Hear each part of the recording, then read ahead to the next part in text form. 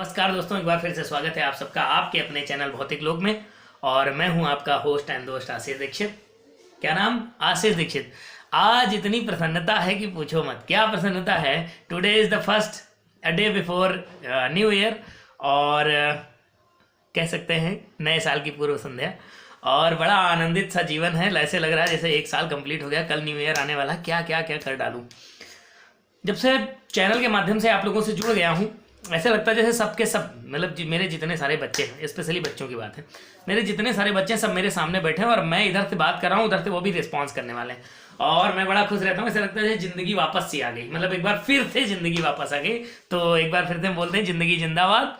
और जिंदगी जिंदाबाद के साथ आज कुछ थोड़ा सा अलग बातें। रोज कहानी का एक एपिसोड होता है। आज न्यू ईयर्स की नव वर्ष का पूर्व संध्या या डे बिफोर न्यू ईयर। तो कुछ बातें हैं, थोड़ी सी छोटी सी, चटपटी सी, प्यारी सी, जो जिंदगी की बातें हैं, मेरी अपनी जिंदगी की बातें और तुम लोगों से संबंधित बातें, थोड़ी सी बातें शेयर की जाएंगी।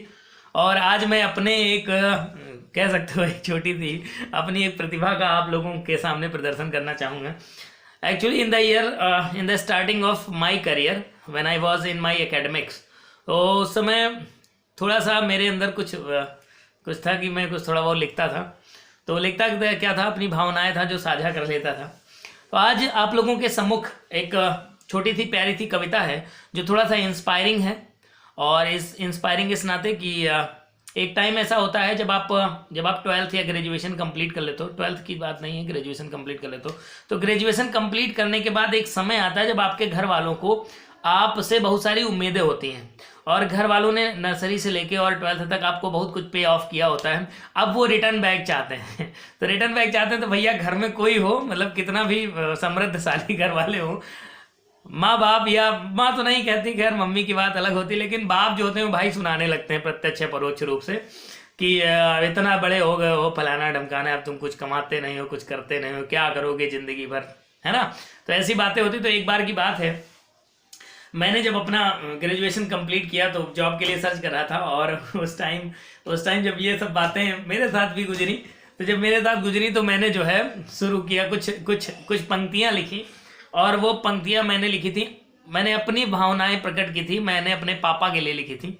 और मैं ये समझाना चाह रहा था, पापा को कहना चाह रहा था कि आप परेशान मत होइए, I am a self motivated guy, और मुझे बस जैसे ही चांस मिलता है मैं कुछ करता हूँ। तो मैं ऐसे बैठा था, अचानक से अनायास से एक पान की दुकान थी, पान की गुमटी। तो पान की दुकान पे एक कमला पसंद का रैपर पड़ा था। ये देखो, ये कमला पसंद का रैपर, ये उसी दिन का है, एज इट इज लिखा रखा है। और कमला पसंद के रैपर पे मैंने कुछ लिखा। ये जैसे ये एज इट इज आपको दिख रहा होगा, ये जैसे लिखा है वैसे ही लिखा है, आज तक वैसे लिखा, मैंने फेयर तक नहीं किया। ये मतलब फेयर करने की जरूरत क्या, कौन सा मैं प्रोफेशनल राइटर हूँ तो मैं इसको फेयर करूँ। तो ये छोटी सी पोयम है। ये पोएम समर्पित है मेरे 12th के स्टूडेंट्स को। ये जो मेरे 12th के बच्चे हैं, कक्षा 12 के बच्चे हैं, इन बच्चों को अभी जो है अभी निकल जाएंगे। और 11th वालों के लिए इंस्पायरेशन है, जो 11th क्लास में उनके लिए इंस्पिरेशन है। बाकी तो बहुत सारे लोग, जो जितने लोग भी जुड़े हुए हो, ऐसा नहीं कि मैं आप लोगों के बारे में बात नहीं कर रहा, मैं सबके बारे में बात कर रहा हूँ, लेकिन ये स्पेशल है थोड़ा सा। तो मैंने अपनी तरफ से अपने पापा के लिए लिखा था, अपनी तरफ से, कि जिंदगी के सफर में मुझको काफी दूर जाना है, मुझे संसार में शोहरत का एक पत्थर लगाना है लंबी मंजिलें मेरी, कठिन है रास्ते मेरे, अभी नौधा पथिक हूं मैं, मुझे राहें बनाना है। जिंदगी के सफर में मुझको काफी दूर जाना है, मुझे संसार में शोहरत का एक पत्थर लगाना है लंबी मंजिलें मेरी, कठिन है रास्ते मेरे, अभी नौधा पथिक हूं मैं, मुझे राहें बनाना है। ये एक स्टूडेंट की बातें हैं, एक स्टूडेंट की इमेजिनेशन है, एक स्टूडेंट के सपने हैं जो वो पन्ने पर शब्दों के रूप में व्यक्त कर रहा, बयां कर रहा है। क्या है आगे? एक छोटा सा प्रॉमिस है जो पापा से किया गया। प्रॉमिस ये है कि रहेंगी कोशिशें हरदम, कभी ना राह भूलूं मैं। ये बड़ी चीज, सुनना ध्यान से। रहेंगी कोशिशें हरदम, कभी ना राह भूलूं मैं, समय की तीव्र गति में भी समय के साथ होलूं मैं।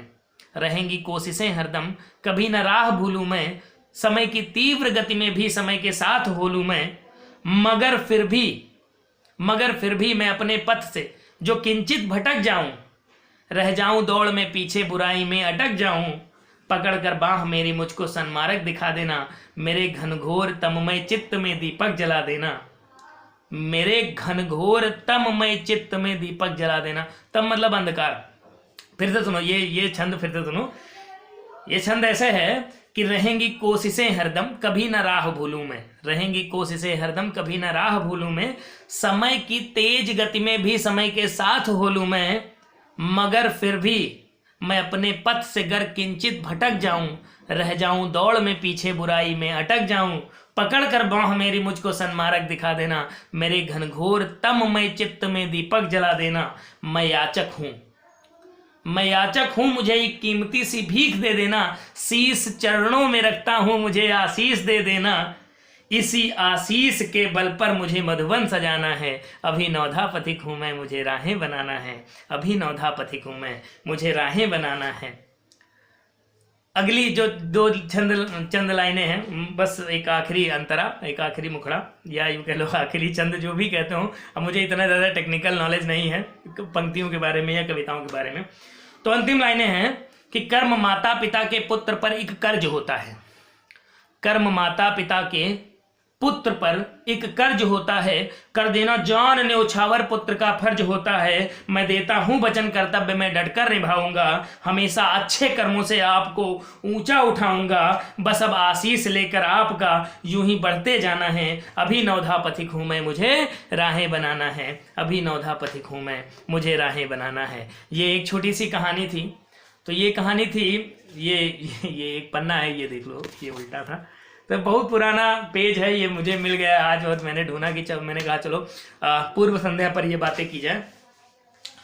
तो होता यह है कि हम लोगों को न्यू वर्ष या नया साल आ रहा है तो उसको मनाने की खुशी है, लेकिन ये जो चला गया, जो बीत गया, इसको जाने का थोड़ा गम भी होता है। अच्छा, ये साल जाने का बहुत ज़्यादा गम इसलिए नहीं क्योंकि इस साल ने बहुत कुछ खास दिया नहीं, कोरोना, कोविड, फलाना ढमकाना, पता नहीं क्या क्या। तो होता है कभी कभी। एक साल था सन 2005 का, तो सन 2005 का वो जो साल था, तो उस कैलेंडर से मुझे प्यार हो गया। वो कैलेंडर था, उसे मुझे अचानक से प्यार हो गया और पता चला कि ये साल है, ये अभी गुजर जाएगा, तो ये गुजर जाएगा, चला जाएगा। तो मैंने अपने मन में एक दिन सोचा कि देखो ऐसा है यार, जहाँ पे बहुत ज़्यादा भविष्य उज्जवल ना हो तो वहाँ प्रीत लगाने का कोई मतलब नहीं है। लेकिन फिर भी अपने मन में समझाते हुए और मैं प्यार कर बैठा उस कैलेंडर से। सन 2005 की बात है। तो प्यार करते करते मैंने अपने आप से देखो क्या बातें की। मैं खुद को समझा रहा था और समझाते हुए मैंने कुछ बातें की। ये देखो, ये बहुत पुराना सा पन्ना है, मतलब लगभग फट गया है और कुछ दिख रहा है, रिफ्लेक्ट हो रहा है। हाँ, वाइट कलर बढ़िया रिफ्लेक्टर होता है, मैंने क्लास में पढ़ाया है ना, एनर्जी को रिफ्लेक्ट करता। तो ये पोएम है, ये मैंने एज इट इज लिखी है। देखो फटा था, अभी भी पन्ना है। तो इस पन्ने में एक छोटी सी पोएम थी। पोएम ये थी कि मुझे पता था कि कोई फ्यूचर नहीं है, कोई भविष्य नहीं है, तो उसको देखकर उसको सोचते हुए मैंने लिखा कि life of this love is not too long, life of this love is not too long, I don't know what is right और wrong, everything is fair in love and war, be with me but not too far. Life of this love is not too long. Life of this love is not too long. I don't know what is right or wrong. Everything is fair in love and war.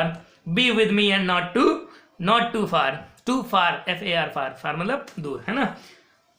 अगली line है, उसके face को imagine करते हुए कि beautiful eyes and beautiful face, helping caring nature is base, thanks to give my life new hopes, my sweetheart, I feel your grace, my sweetheart, I feel your grace. Next, all 4 lines कि both of we was virtually related, both of we was virtually related, care to each and stay dedicated, both of we are virtually related, care to each and stay dedicated, although the distances has God created, not leave you alone I determined. She is my love, now ask me who. She is my love, now ask me who. Sought to God, no one else it's you. Sought to God, no one else it's you. Sought to God, no one else it's you. It's you. Sought to God, no one else it's you. तो ये एक छोटी सी poem थी। सुनाते हुए थोड़ा शर्म भी लग रही, पता नहीं कौन कौन देखे और पता नहीं कैसे कैसे रिस्पॉन्स आए, लेकिन मेरी इच्छा की, अब ये मेरी ज़िंदगी की सच्चाइयाँ हैं, मैं बयां कर दे रहा हूँ, ऐसा आगे भगवान जाने, माफ़ करना।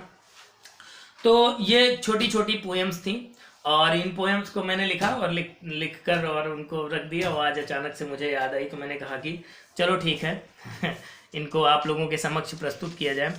तो वही था, न्यू ईयर का जो सेलिब्रेशन होता है वो एकदम अच्छा होता है, मस्त होता है, झकास होता है, बिंदास होता है। लेकिन कब तक? जब तक आप केवल 10th में होते हो, 12th में होते हो, आप ग्रेजुएशन कर रहे होते हो। और फिर जब ज़िंदगी आ जाती है तो फिर ज़िंदगी जो कराने लगती है उसी में हम लोग फिर उलझ के रह जाते हैं। और एक छोटी सी और कहानी है, एक छोटी सी और पोएम है। ये देखो, ये एज इट इज़ ऐसे लिखी है।